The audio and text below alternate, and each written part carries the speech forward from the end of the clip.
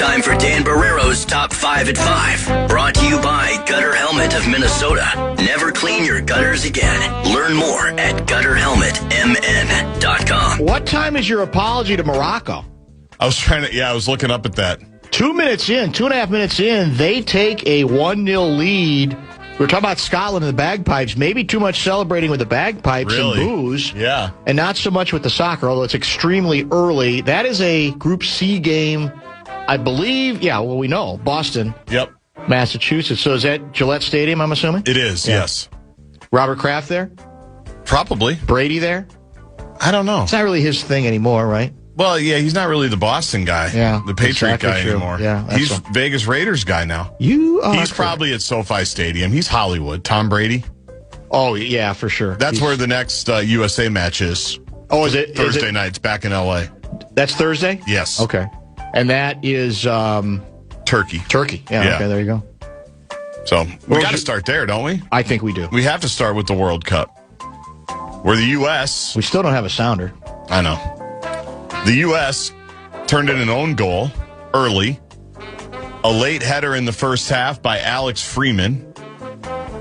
And hung on to knock off Australia 2-0 in Seattle. Now, some people might go, how did Christian Pulisic play?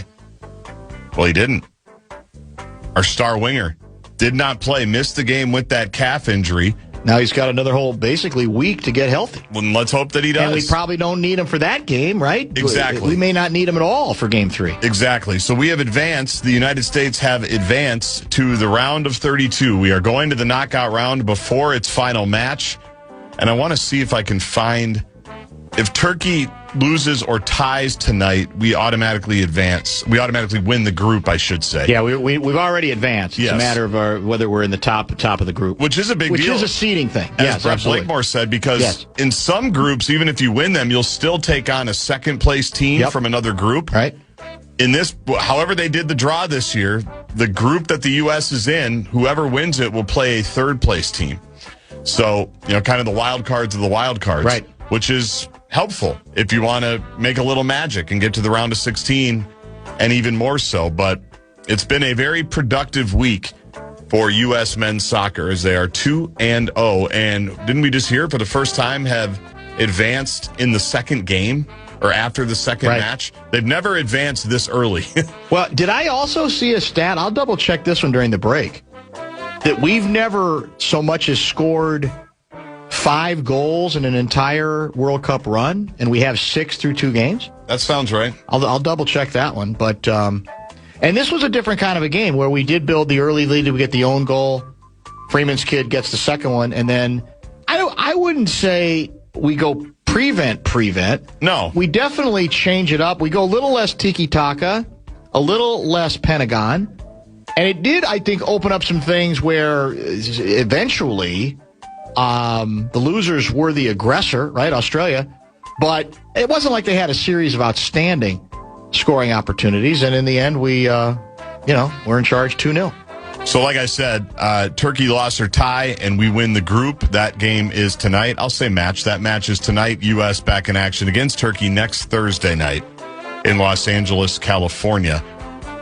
I know you're not a big golf guy, but I think you'll know this cliche. What do they always say? How are the U.S. Opens typically played? Do you remember enough to know? U.S. Open scoring. It's always a meat grinder. Tough, yeah. It's always supposed to be a meat grinder. Every year, you got 2 traditions. The Sunday Father's Day finish, where sometimes there's a big father-son angle that gets played up big time, and I'm heave-crying by the end of it. And usually, the other thing that happens on Thursday or Friday is the pros are complaining about how difficult the course is, right? We don't really have that, but... we don't really have the difficulty either. The scores are kind of where they all are, except for the leader, Wyndham Clark, former champion, broke the 36-hole scoring record for a U.S. Open at Shinnecock in Long Island. He is 7 under par through 2 rounds. He leads another former champion, Matt Fitzpatrick, and Xander Schauffele, as well as Sam Stevens. They are all at 3 under par. Colin Morikawa is at 2 under with Sam Burns and my guy Rory McIlroy, and then a group of golfers at 1 under par as well. But it's funny, that no one's talking about the U.S. Open because of what's going on in the World Cup. That's true. Like, even people are watching it, and I'm sure we'll watch it this weekend as you get to moving day tomorrow and the championship Sunday and everything. But it's funny that I had no inclination to turn it on today once the soccer started because I wanted to make sure I watched every second. Well, you're a bigger golf guy than me, although that's not saying a lot. I leave it to you to include what you think we need to include because I don't want to pretend that nobody cares. There's obviously a healthy level of interest. It's just not necessarily it's not really completely my cup of tea. But the X factor is interesting. Like you say, we don't usually have World Cup to get in the way of things as well and to maybe grab some of the oxygen, but that certainly seems to be the case. Now, again, how big is this lead? 4. Okay, well, that's still, if it ends up being in a hurry. Dramatic, it could exactly change in a hurry, then I think it might have more people interested. The Twins look to stay red hot in red hot Phoenix, Arizona. They do play where Lavelle is indoors. Yes, Lavelle is there. They do have a roof on Chase Field. I know that because I've been the sideline reporter for the Rate Bowl twice, and it's at Chase Field. And yet you still got rained on because they screwed up closing it that one year, didn't they? They had it closed, and they opened it up for the parachuters. And then it was a deluge. And the grass was not great. The Colorado sod had not settled. It was not a fun day. But the Twins take action tonight, 8:45 puck drop. Connor Prelip, I still don't know how to pronounce his name, against Michael Soroka. The Twins, for the record, are 36-40.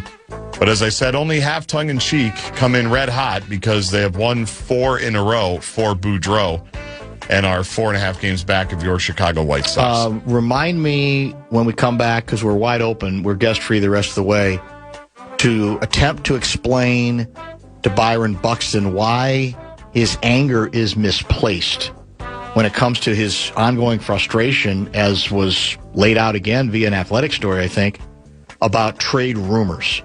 I'm not saying he doesn't have a right to be annoyed, but he's annoyed at the wrong people. We'll get to that later. The Fan has your chance to win $2,500. Just enter the keyword Liberty at KFAN.com. Final keyword of the week, as we are part of the $250,000 cash contest to celebrate America in 250. KFAN.com, keyword Liberty. It's a Talker Tuesday on a Friday. The rest of the program, keep the texts coming. Bradshaw and Bryant KFAN text line is open at 64686. We've got a Seattle Washington postscript to get to, not so much about the soccer itself, but about a controversy that's developed in the city of Seattle. We'll get to that. We'll follow up on a couple of other stories that we have spent some time on earlier in this week and prepare you for who knows what else when we return.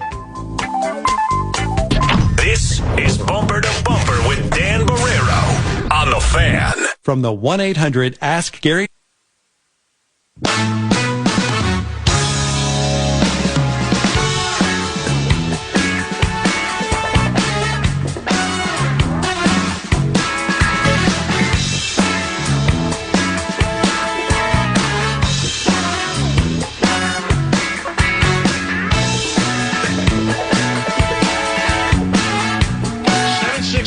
Reports dime-sized hail in Fridley. I have seen some tweets about that. And apparently, a while ago, there was, I don't know if it's still active, there was a tornado warning near Louis' compound. Off of what lake is that, Baldwin? Balsam Lake, that's Balsam right. Lake. Isn't there a Baldwin, Wisconsin? Yes. Yeah. Near the Dells. The Dells, I think. Yeah, I think pretty much have to be.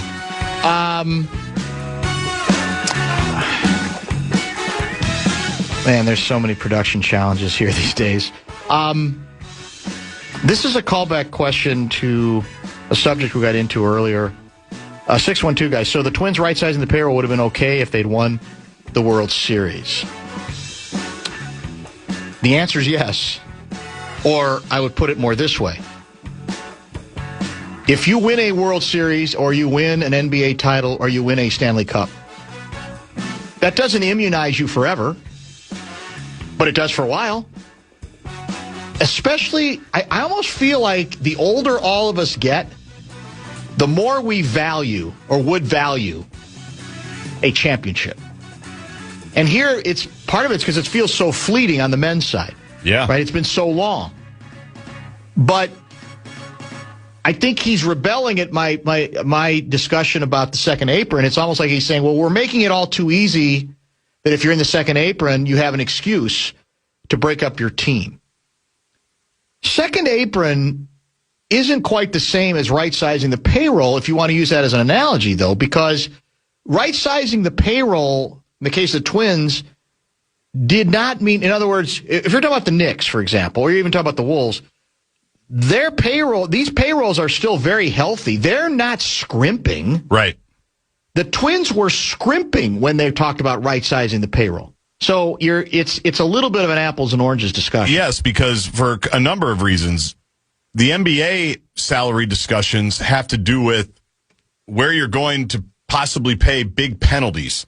First apron, second apron. Financial penalties, but also transactional penalties. 100%. That's the second piece where... Taking away your chances to make some other deals that might be helpful to your team. Yes. That's got nothing to do with right-sizing the payroll. Is just about cutting $30 million or more, period, end of story. Yeah, the Knicks payroll, I don't know what the first apron is off the top of my head. I don't either. But it's got to be over 100 million, probably 150 million. I can look it up here quickly, but the Knicks are always going to have a very healthy payroll. And to me, I do still think that it is more about the fact that you can't make trades as easily, that you don't have the same mid-level exceptions available to you. There's all kinds of penalties when you're in the second apron, on top of, even if you do have an owner, like the Golden State Warriors, for example, they've been a really expensive team for the last 5 or 6 years, right? As they try to milk everything they can out of this unbelievable era that they've had with, I think, 4 championships with Steph. Correct. And Draymond and Clay for a time, and obviously Durant was there and Steve Kerr. They went super expensive for a really long time. I think you're starting to see them strip things down just a little bit. It's more about, I think, and I'll take them at their word for it because I don't know the ramifications as much, but people smarter than me, I've heard talk about it enough to know how difficult it is to do anything, even if you have an owner that says, yeah, I don't care if I'm just giving $100 million away because we're in the luxury tax and I've got to pay that. I get it. It's more about the transactions that you're not able to make when you've hit those thresholds. 100%. So again, but I will say that if 2 years after or a year after winning the World Series, the Twins decide we're going to adjust. Yeah. I'm not saying it would be loved, but it wouldn't be ripped to the same degree.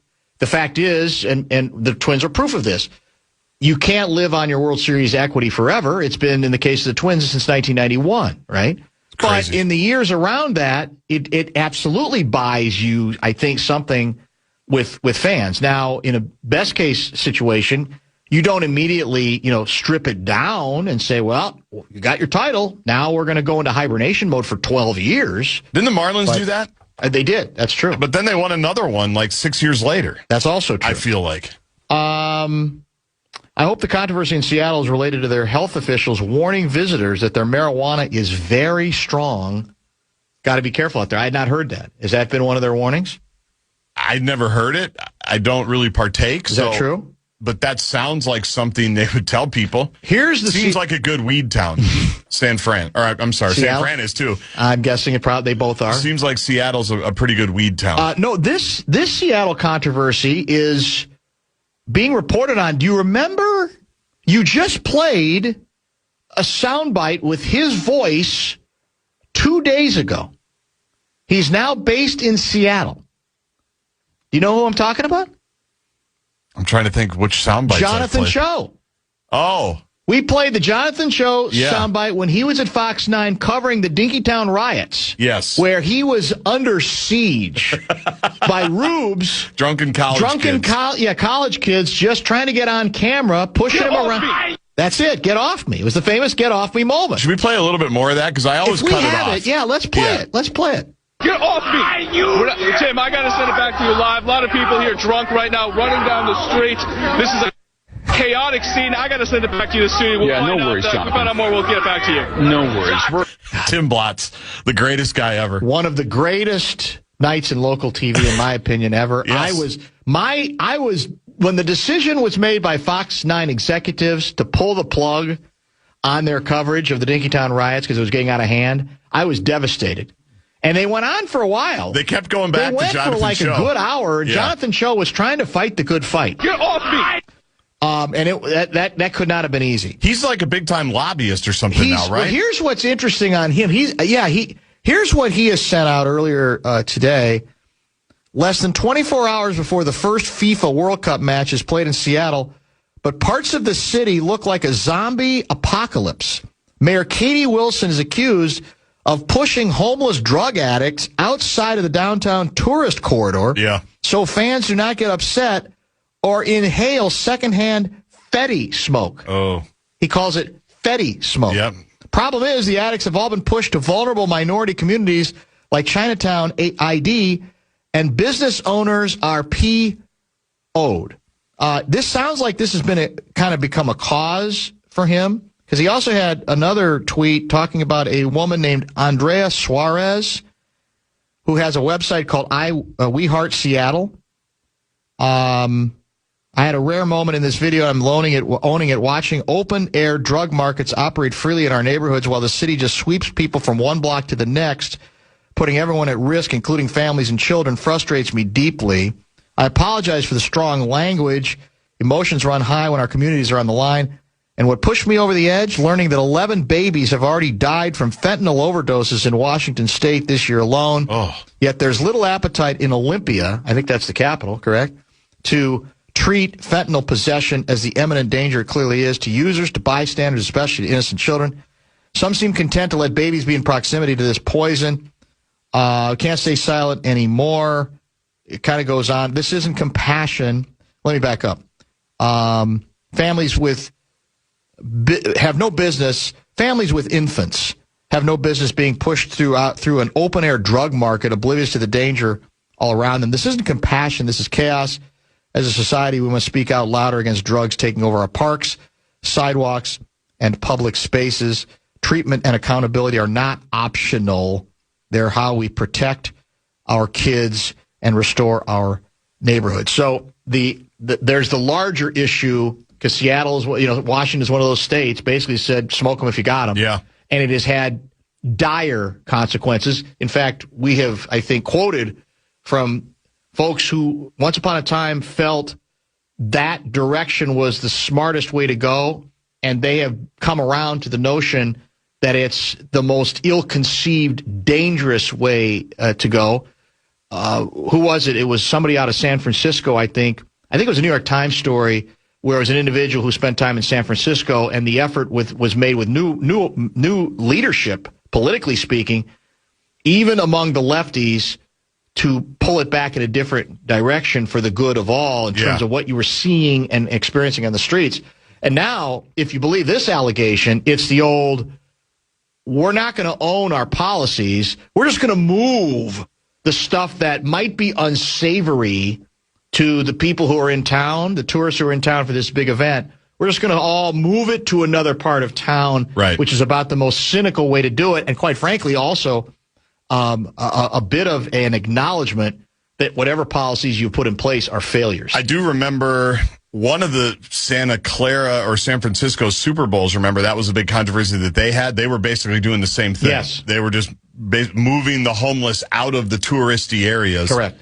And even in Seattle, we had some family out there that we visited 4 or 5 years ago. That was the talk then, that is it the public market, where they throw the fish? It's been a while, yes. And all that whole area is kind of where all their stadiums are. Lumen Field's a little bit further down, I think, but kind of down by the Space Needle and everything that you see, all the drone shots that you see.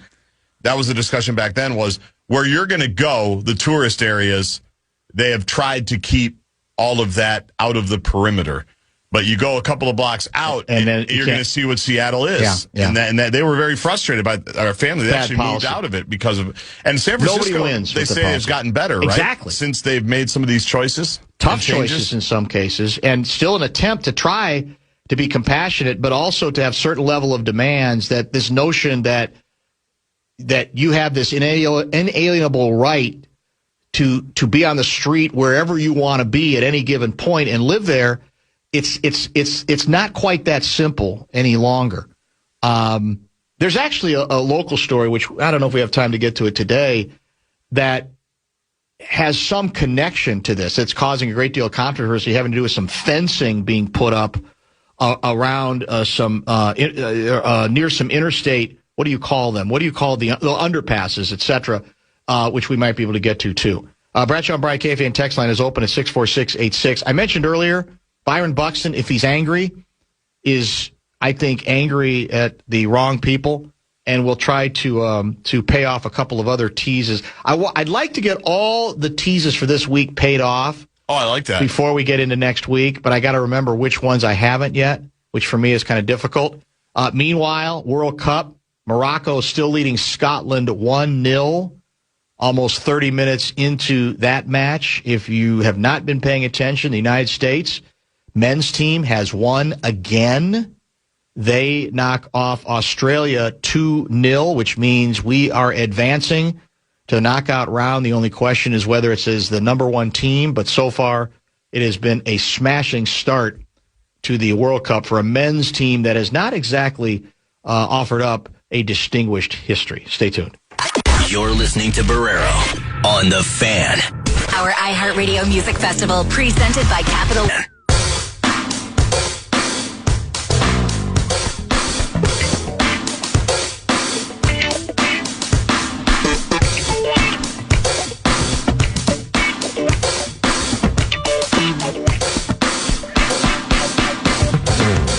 It's a Talker Tuesday on a Friday, live and local, bumper to bumper. We're going the distance again today until 6:30 this very evening.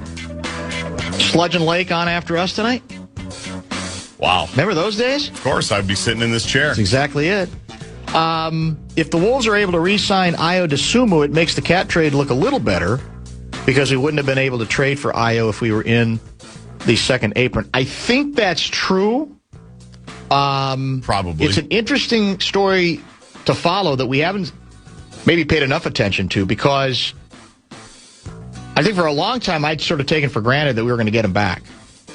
But then there are these rumors out of Chicago that the Bulls might be willing to bring him back at a price we can't afford.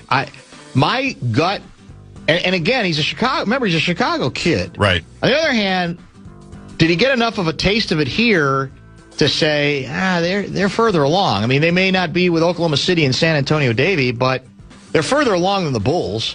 So that will be the question. I think it's obvious Dosunmu, well, I shouldn't say obvious. I think it's likely that he could make more money someplace else. But then how much more? And is he enough into this culture here that he says, hey, let's do it? So that, because if you don't bring him back, in addition to the deal you made, which was an acknowledgement that the Dillingham draft pick was a disaster, right? Then you got nothing to show for it, right? That's a problem. Yeah. That would be a difficult, I think, pill for a lot of Wolves fans, understandably, to swallow. I tried all show yesterday to get this stupid text in for El Nino names. El Nino Plus. It was right there in front of you the whole time. And the links are on Ion tonight. Yeah. I believe El Nino Plus is Sunday's game. That's Flim Flam checking in. El Nino Plus, is that better than El Nino? What was the other one that we talked about? There's El Nino Grande. Right. El Nino Gigante. Yeah. And then there was one other El Nino Pro. El Nino Pro. El Nino Pro might have been in there. Yeah. There's one other that we're forgetting. We probably do. So El Nino Plus would be the play on the Victory Plus conversation that we had. That's true. The Lynx streaming one, because you mentioned the Lynx, so I'm trying to put that together. That's right. That's a layered text. It's always dangerous when you have to make us remember what was yesterday. Yeah. When we can't usually remember, like I'm doing the podcast right now, and everything should be fine with the podcast now. We think we fixed all the problems. Yesterday's got posted with no incident. Looks like today's are good so far. That's also good. But a lot of times I'll go back to the 3 o'clock hour at 5:30. I'll be like, what did we talk about? Oh, tell me about it. What did he bring up? What leader were we? And so to ask us to remember what we talked about yesterday with a layered inside joke, he got lucky that time that I remembered it, but it took a minute for me to put it together. This comes in from See if I can get his moniker accurately. Let me scroll down and see. Where did it go? I think he might be. Is this Maui Mike? I'll find it here in a minute. But he asks a question that does give us an opportunity to talk a little bit about next week. Aloha, Dan. There seems to be some questions for Andy Luger regarding the Feeding Our Future the fraud scandal. The Star Tribune article raised some disturbing issues regarding the lack of charges for the PIN group. The plan is for Luger to join us tentatively Monday. I think a lot's going to depend on his schedule because he actually is working again. But my best hope is that he will join us in studio on Monday's program, and we will, to the degree that he can, discuss some of what is offered in that story. I've not yet been convinced that the allegations are quite as disturbing as is suggested in the piece. I think there's some conspiracy theory stuff going on here that may not have much to it, but there's a lot of stuff to kind of get. It's almost a covenant catch-up with him, and so my hope is to get to as much as we can of that on Monday's program. I had one other text before I get to the Buxton story. El Nino Maximo, is that the one we're forgetting? No, it's okay. El Nino Terrible or El Nino Horrible. Those aren't bad. That's terrible and horrible for people if you want it translated. They know. That's universal. No. Spanish is universal language. They say. I don't know if it's true. And I had one more, but I can't really find it. Buxton. I don't know that we need to spend a lot of time on this, and I'm not mad at Buxton for being mad.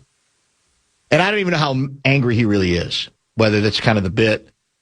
But I think it was an athletic story. Wasn't it a Dan Hayes story that sort of raised this issue again of trade rumors? And Buxton kind of melted down on it, kind of went off and basically said, I'm a bleeping twin. I don't care about all this bleeping stuff. That's what I want to do. I like this team. I like being around these players, etc. And so presumably the implications are he's angry with the question continuing to come his way or for there to be national speculation on it. And I'll say to him respectfully that if you're mad at the speculation or you're frustrated by the questions, angry with the media for continuing to stoke this stuff, you may have a right to your anger, but it's misplaced anger.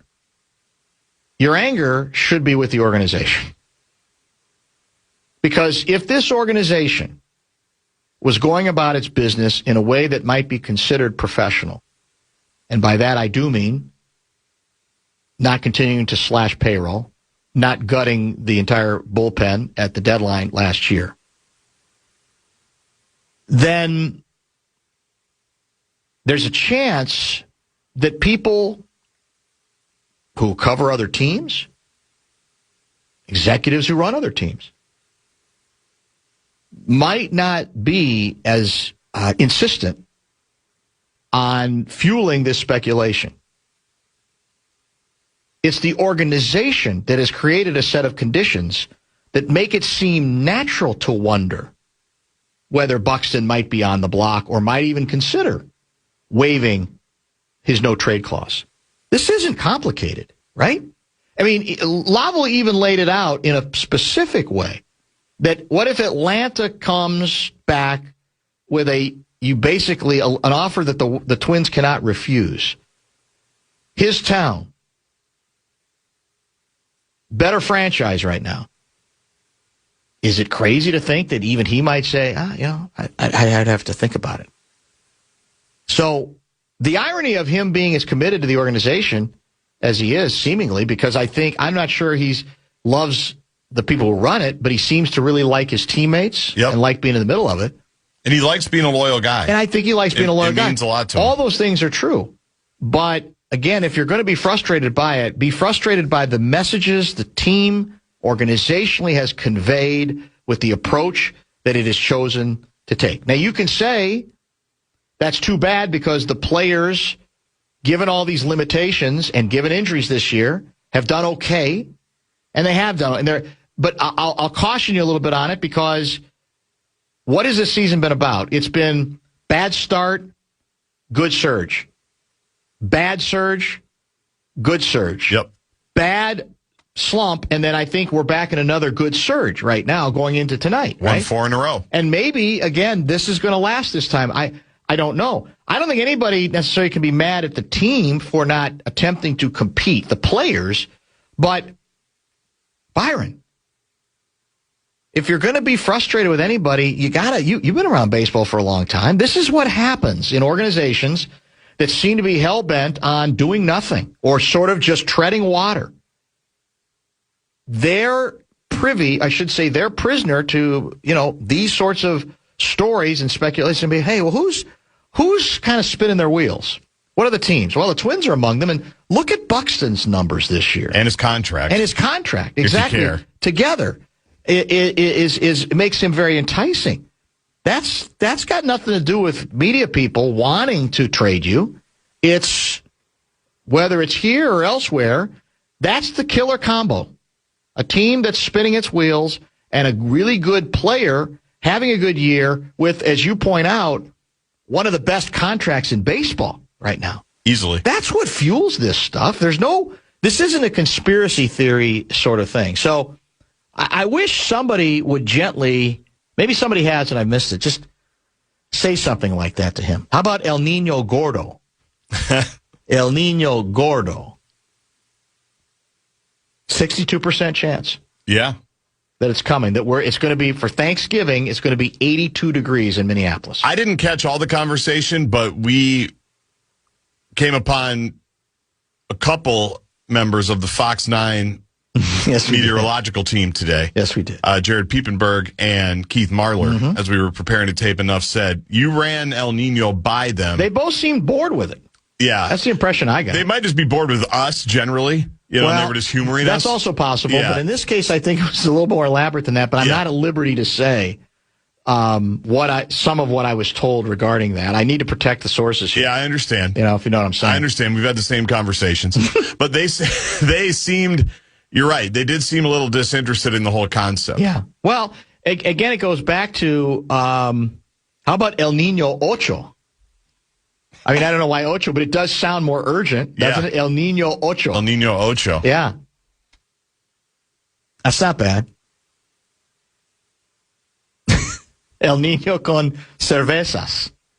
Sounds good on a nice Friday like this. I mean, that's another way to. I'm not sure if it seems to denote bigness and danger quite so much, but that's very possible. Bradshaw and Brian, KFAN text line. We are guest free the rest of the way. It is a Talker Tuesday on a Friday late in this program. 646-86. That's 646-86. I forgot to get back to. I guess this would be paying off the second half of the tease on aging. Bob Dylan, among a bunch of celebrities, asked by the New York Times to comment on the best thing and the worst thing about turning 80 or 80 plus. Dylan is 85. I laid out what Dylan offered up as the best thing, and we both, I think, thought it was pretty profound. Here's what he described. He's got more. Here's what's interesting. The best thing is one paragraph. The worst thing is 3 from Dylan. Okay. Here's what he writes. The worst thing about being 80 is that you still want to say yes to everything, but the world moves without asking. The old fire in your heart still tells you to do this and that, but your body says, we already did it. Also, nothing surprises you. It sounds like a luxury, but it's not. And you've run out of illusions. People treat you like either you've solved something or you've lost something. And you haven't. You see life repeating itself everywhere. Now, here's where it gets deep and opaque. Wow. I already think it is deep. Well, it's pretty deep. It's definitely deeper. It is more opaque, I think, than the best stuff, which I think was pretty clear. The really worst part about being 80 is that you find, at last, you've got an understanding of something that might have altered everything in the past. Oh, no. Had it come at a time when something could still be altered. He's kind of saying, we can't alter it anymore. It's too late. Right. When you're young, here's the one that I'm really having difficulty. I mean, this might be one where you would be better off with a doobie while you hear it. When you're young, you think that time moves forward. At 80, you know that it doesn't. It stands still. We're the ones that move. How heavy is that? That's very heavy. I mean, I'm not even sure I understand it, but it sounds cool. That's Dylan, right? He's a good writer. He's a terrific writer. Yeah. He's one of the great. I mean, obviously. Didn't he win he won a Nobel Prize? Yeah. And then didn't show up, right? I don't think he showed up. Correct. Which is classic. They wanted to award it in Minnesota, and he doesn't want to come back. You want to know? So I'm going to give you some other names. Also asked what it's like to turn 80. And you pick one that interests you. Liza Minnelli. Okay. Bob De Niro. Okay. You keep thumbing through the pages here. Gloria Steinem. The attorney? No, that's the piano gal? No. It's the founder of Ms. Magazine, very front and center on women's liberation back in the day. Okay. Art Garfunkel. And what's the last one? Dionne Warwick, the outstanding singer. Yep, we used to play her stuff when we could. Interpreted a lot of the Burt Bacharach Let's song. go. I'm going to be cliche. Let's go Bob De Niro. So we'll go Bob De Niro. Let's go De Niro. Let me see if I can find it. Let's go Casino. Let's go Goodfellas. Well, he actually, in his case, the question seemed to be, okay, what's the best and worst thing about turning 80? Should have asked Kessler this on Wednesday. I'm not sure you're going to find this answer very revealing. Okay. I don't think of birthday milestones as occasions for reflection. I live my life every day, grateful for the blessings of family, friends, and work. Why did they even print that? That's not even worth it. That's not as impressive as Dylan, will agree? Yeah, and Dylan's usually the one that mails it in. It sounds like De Niro, because De Niro does mail it in on a lot of interviews. Completely. Does he? Yeah, big time. Yeah. And that's what it sounds like. Oh, come on. All right. So, he did, this might shock you, but he did choose to answer the question, any advice for the president as he turns 80? I was just going to say, I should have known, because he's not loving the direction of the country right now. He's probably not in the best mood to answer anything. Well, but what's he have for President Trump? See if you find this an equivocating answer. Yep. Any advice for the president as he turns 80? The president doesn't listen to advice. He surrounds himself with feckless clowns who keep their positions by supporting his every whim. If I were able to pierce the shell of cruelty, greed, corruption, and stupidity for one piece of advice, I would advise him to get some good advice from good people and follow it. That's a good answer. Now, there's an answer. Yeah, that's an answer. That was not equivocating, was it? No. That's funny. Let me give you a little Art Garfunkel, the singer, Grammy Award-winning singer. Absolutely, yeah. Do you remember who his partner was? Paul Simon. Paul Simon, just want to be sure. Absolutely. You're young, relatively speaking. Yep, Simon and Garfunkel, You're familiar with the Simon and Garfunkel, the group, correct? Yes. Hello, Darkness, My Old Friend. That's the song I was going to quote. Okay, let me be sure. Is You Can Call Me Al, is that one of them too? I think that was just Simon, if I'm not mistaken. He's 84, by the way. All right. Best thing about turning 80. You gain a longer view. Time stretches behind you and patterns reveal themselves. The urgency softens. You listen more closely. You notice what endures. For me, it's always been the voice, the words, the quiet spaces between them, and the melody. In your 80s, you trust those spaces. You don't rush to fill them. You let meaning arrive on its own terms. That's pretty good writing right there, too. Let meaning arrive on its own terms. How good is that? Yeah. A little more deep, little deeper than Bob. What's the worst thing Art Garfunkel believes about turning 80? The body sets limits, and you're obliged to accept them. The world you knew changes shape, sometimes faster than you'd like. The joy of being in my 80s is the love for my wife, Kim, and my sons, who are the greatest joys of my life. And, of course, the joys of singing and being on stage. Age allows me to truly appreciate the greatness of love every day. Now, they did ask him for any advice for the president. Yeah. I don't give advice because life is a mystery, and none of us really know. Still, I would offer this to any president turning 80. He's trying to be careful here, Yep. I guess. Got it. I sense slightly more careful than Bob De Niro. Right. Value reflection as much as action. The impulse to move quickly is strong, but depth requires stillness. Seek out voices that challenge your thinking. Good luck. Read widely. Listen carefully. A nation responds not only to decisions, but to tone. Choose words with care. Let them carry clarity, restraint, and a sense of shared humanity. How about that? Pretty good. Now, do you think, going back to the... De Niro? No, to the second Garfunkel? Oh, yeah. I'm cynical. Maybe it's in my old age. Do you think he threw in the stuff about the wife and the kids, but he wanted to lead with music and performing? It's possible. That could have been an obligation. Yeah. He may have felt that was an obligation. Even at 80, whatever he is, 80-something, yeah, you still feel like you're going to get in trouble if you don't throw in, the top 3 days of my life are when the Twins won the World Series and when, my kids were born. You still think you're going to get in trouble? I think when you do songs like A Bridge Over Troubled Water, you're going to get a little bit more leeway of what I mean, that's hard to top that song too. Yeah. Let me give you one more for now. This is this is Dionne Warwick. Outstanding. She's 85. Terrific singer. Wow. Interpreted a lot of the Burt Bacharach songs. Wonderful career. Grammy Award winner. Tremendous voice. The best thing about turning 80 or older, the fact that I have been blessed to make it to 80. The worst thing, haven't found anything yet. That's it. I think she kind of mailed it in a little bit. I don't think she decided to give it much. Or she's just saying that is enough said. I mean, why go Kevin O'Connell on Why an go answer? verbose? Yeah. On the bit? I think that says a lot. Everything's good. Do you care to predict what her advice, if any, might have been offered up for the president as he turns 80? Because I have my own advice, and I feel like that would cloud the answer and then blow up the text Again, line. hers is very succinct. It's a single sentence. Start acting like he's 80. Start acting like he is 80. Interesting. Kind of deep in its own way. You could interpret that in a number of ways. You can. That's the beauty of it. So she got in, got out. We'll save... You want to talk about the ultimate tease?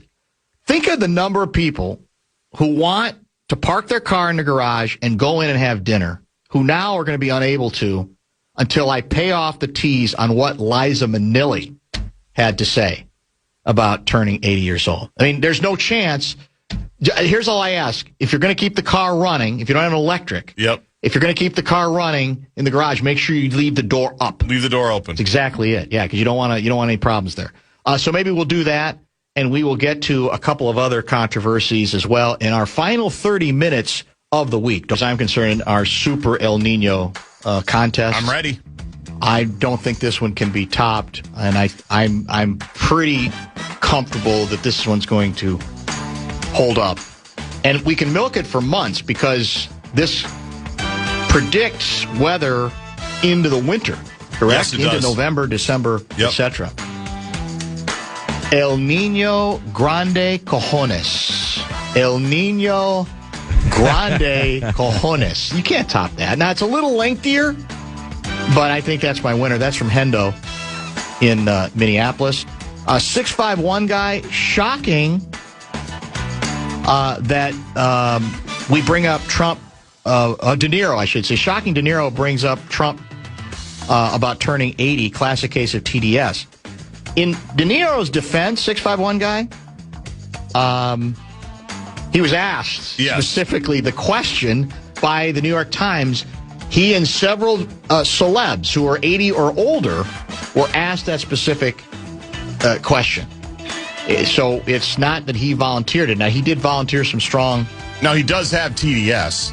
He does. De Niro. That's true. But again, we've so jumped the shark on the term as we've talked about it because the people who constantly bring up TDS have their own version of it.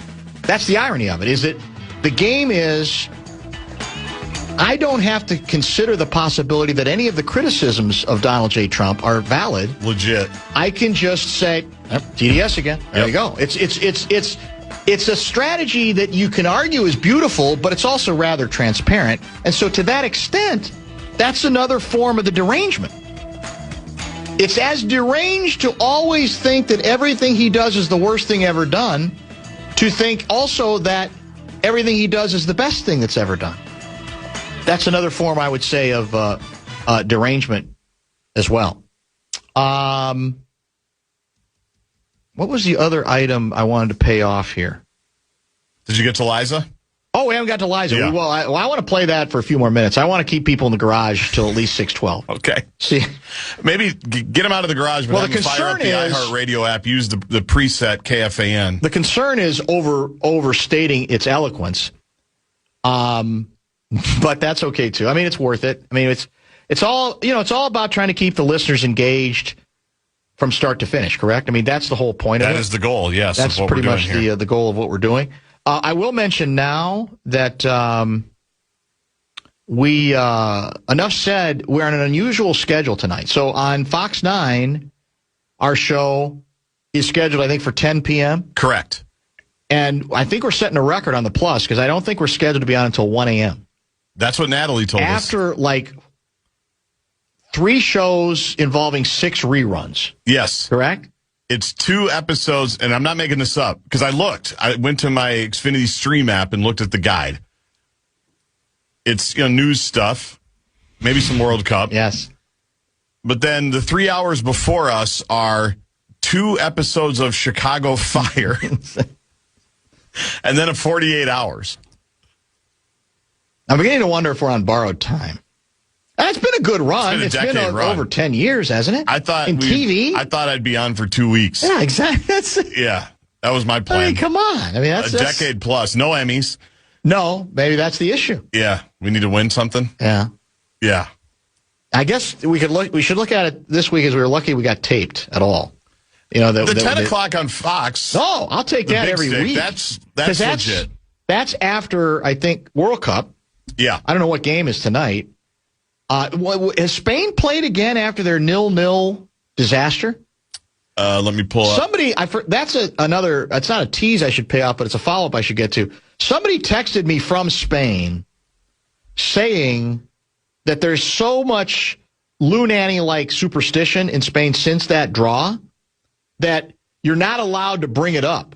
Interesting. Like, you're not allowed to talk about it. That's how hard they took 0-0. They play Saudi Arabia Sunday morning. Not till then, huh? At 11. Yeah. In Atlanta. Saudi Arabia? Yes. Well, that should be a W, right? I don't think Saudi Arabia is really good, are they? They had a draw as well. Oh, okay. Who did they draw against? I don't know. You do not recall? All right, I'll get to it. Is that right? Yeah. I know I had... Oh, here's the other follow-up. This is not huge, but it bugs me sometimes if I allude to somebody whose name I don't remember and I never explain who it is. Yesterday, or either yesterday or the day before, we were talking about the kid who was going to be quarterback at Texas Tech.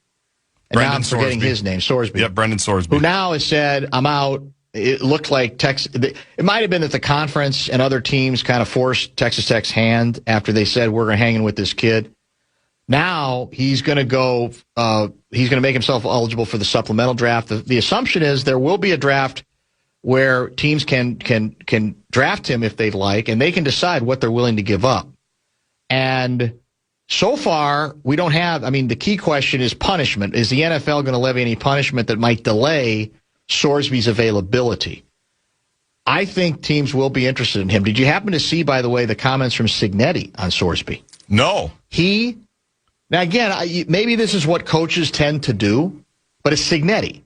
He raved about him. Interesting. He said he's got boundless talent. He vouched for his commitment to the bit.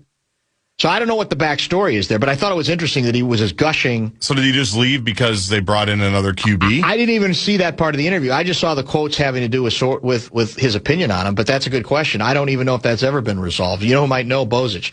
Maybe we have Bozich on next week because his White Sox club is legit, finally, and he might have answers to that because he's got all kinds of Indiana connections too. But one of the issues was, well, what about the precedent? Has there been any precedent set about other college players, in this case, another college quarterback, getting caught betting and perhaps being punished in a way that meant he had to wait longer to potentially try to vie for a pro position? The guy I was trying to remember was an Iowa State quarterback named Hunter Deckers. Okay. You remember him? Yes. He lost his NCAA eligibility for gambling. His bets, and I didn't remember this story, included a $15 wager on his team for a game he didn't play. The NFL did not suspend him. And Florio is suggesting that maybe that precedent points to no suspension for Sorsby. Now, I don't know if it's apples and oranges.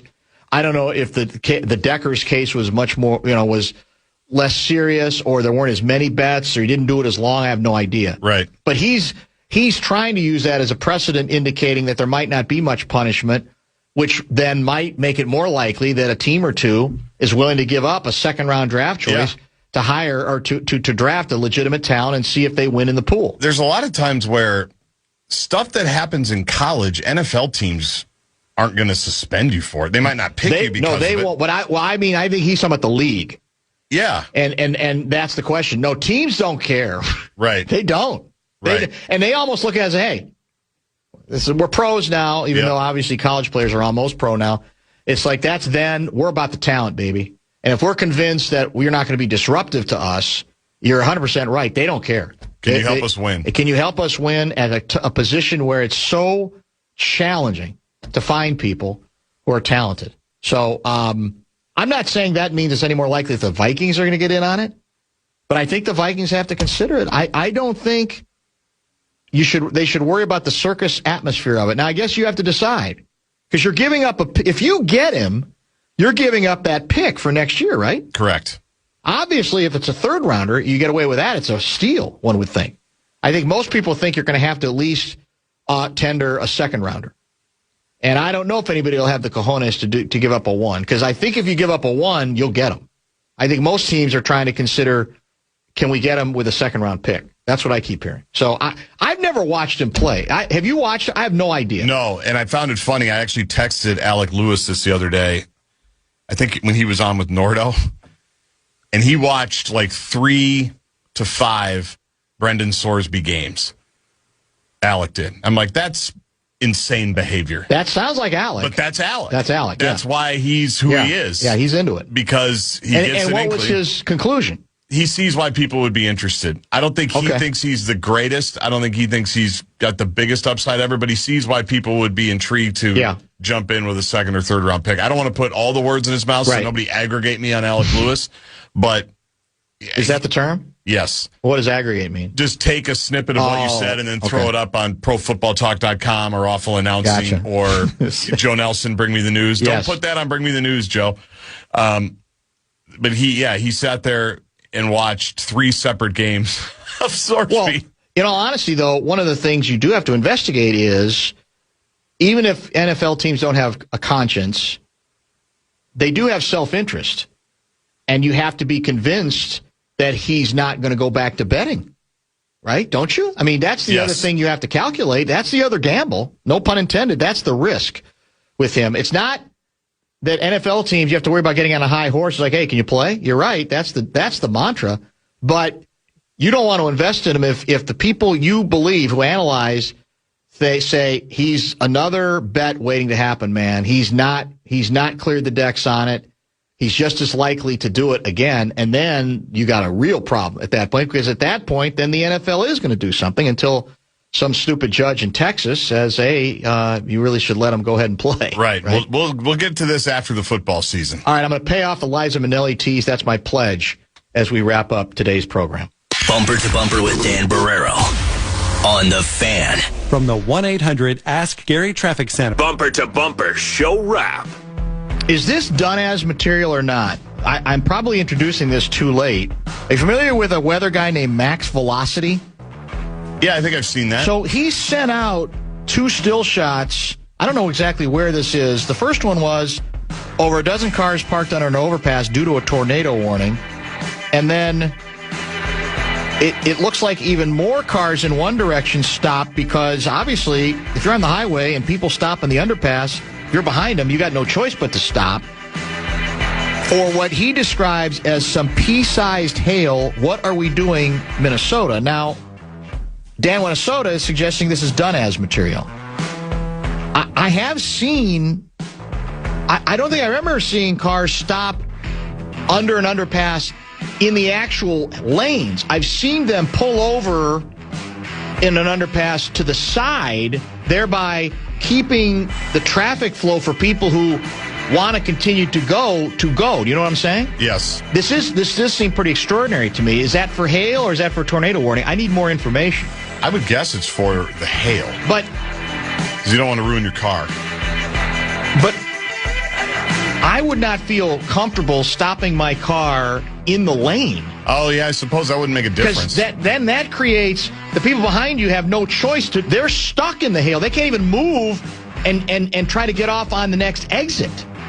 That might have some done as material to it. Liza Minnelli. Are you sure that the road that they were on just wasn't closed and they didn't have any place to go? It's also they possible. Didn't know? Yeah. Liza. 80 years old, Academy Award-winning actor, singer, and dancer, of course, daughter to Judy Garland. What's the best thing about turning 80?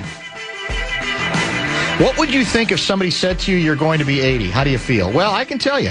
You stop auditioning for approval. You know who you are, what you love, and what matters. At 80, the noise fades and the music gets clearer. I've had a life in front of audiences, under lights, through triumph and heartbreak. What's left is joy, real joy, the kind you don't chase. You recognize it, you hold it, and you say thank you. That's good. That's not as good as Dylan, but not bad. No, it's good. I like it. The worst thing about turning 80, you lose people. That's the truth of it. Yeah. Friends, collaborators, parts of your own history, you carry them with you, but the room gets quieter. And your body has its own opinions now. I've learned to listen, not fight it. You adjust. You find new rhythms. Still, the missing never quite goes away.